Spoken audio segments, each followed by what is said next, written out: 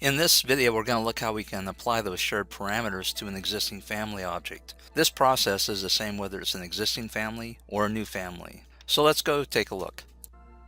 Before we get started in adjusting an existing family, that is adding shared parameters to that family, I wanted to review the splash screen with some of those of you who are new to Revit. Every time you open a project and save it, it keeps track of it up here in this section where it says projects. And the same thing is true in this family section.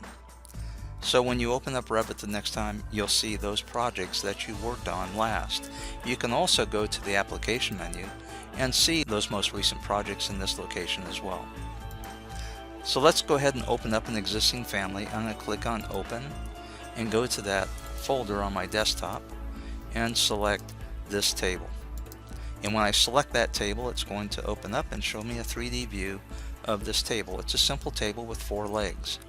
The first thing I want to do is see what kind of category this family has been created with, and I can see it's a furniture category. The next thing I want to look at are the family types.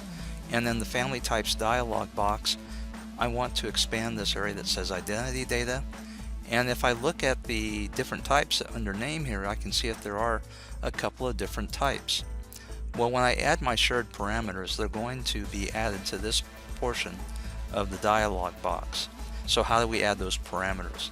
We'll go over here to where it says parameters, add, and click on that add button, and click on shared parameters, the selection button, and here I am at my shared parameters dialog box.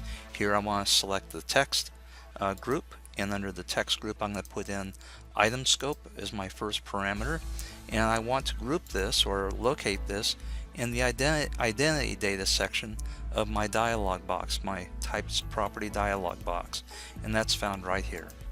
And I'm going to select OK, and I made this specifically a type parameter because we're working with family types.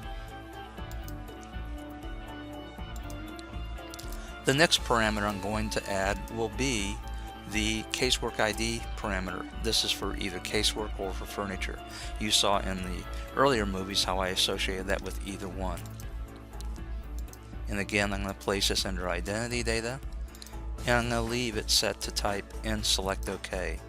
New for 2015 is I can adjust the position or the organization of my parameters. I'm going to move scope up.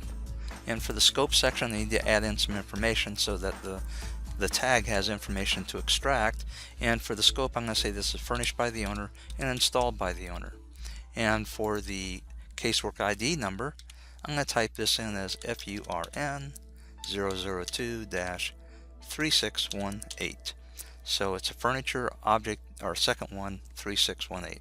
Once I'm done with that, I simply want to click on the OK button. Now what I want to do is save this. I'm going to do a save as, and I select the family, and here in options I want to make sure up here where it says maximum number of backups that is set to 1. By default that's typically set to 3. I'm going to select OK, and I'm going to give this a name, and I'm going to call this one sample shared params family, and select save. So there you go. I've opened up an existing family, I've added some shared parameters to it, and now I've saved it. This is the same whether it's an existing family or a new family.